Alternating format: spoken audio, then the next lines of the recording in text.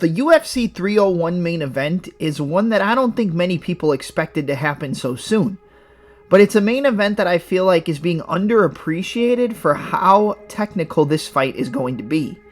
You have the UFC flyweight champion and Alexandre Pantoja looking to rack up his second successful title defense against a somewhat newcomer to the UFC's 125-pound division in Perth, Australia/New Zealand's Steve Astroboy Erceg. Astroboy versus the Cannibal is a fight that's going to be extremely technical in every aspect of mixed martial arts. If you look at the tail of the tape, so to speak, Erceg is going to have the advantage in terms of technical striking and management of range on the feet.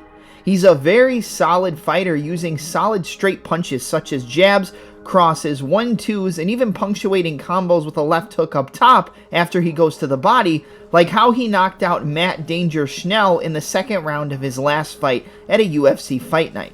Erceg is a very unassuming contender. Most people just looking at it on paper would suspect that Pantoja is going to be able to execute his supreme jiu-jitsu and his pressure fighting to get Erceg down to the mat and take his back, locking up a body triangle and potentially setting up a rear naked choke. And if he can't get the rear naked choke, most people believe he's going to be able to control the top position and land vicious ground and pound while racking up control time. But Erceg is a very solid grappler in his own right, knowing how to transition seamlessly once fights hit the mat, and even mixing up his striking and grappling, I would say arguably better than the champion in Pantoja. Pantoja is never known as being a supremely technical striker, but what he's known for is madness, forward pressure, heavy combinations, and just the ability to walk through the fire in order to get to the finish line, which in this case would be a second successful title defense at 125 pounds. Pantoja was introduced to the UFC during the inaugural flyweight season of The Ultimate Fighter to crown a challenger for the champion at the time in Demetrius Mighty Mouse Johnson. And although he didn't come out successful in terms of winning the season and getting the title shot, the man barely tasted defeat inside the UFC unless your name was Davison Figueiredo. Pantoja is never, in my opinion, going to be known as a supreme technical fighter.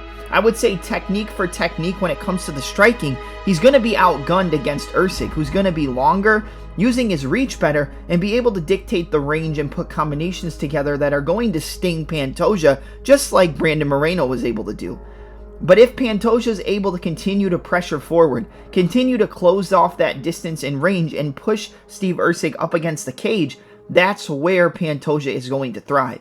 Pantoja will thrive in the chaos, while Erceg will thrive with counter-striking, management of distance, and landing crisp and clean kickboxing combinations as Pantoja tries to run into the pocket. I expect this fight to be just like I explained it. Madness. Pantoja is going to fight like the Cannibal, and Astroboy is going to be skating along the outside, trying to pick apart Pantoja as he closes the distance and sting him with a big right hand or a signature left hook, hurting him and potentially getting a finish.